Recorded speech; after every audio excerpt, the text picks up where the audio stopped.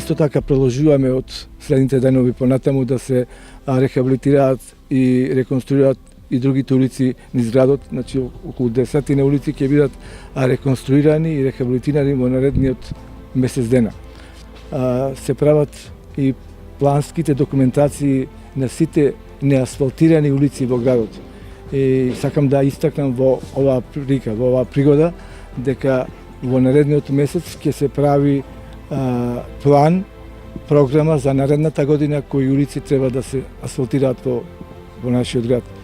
И уште еднаш сакам да истакнав пред неколку дена, дека во 2019 година ќе нема улица што ќе биде неасфалтирана во нашиот град.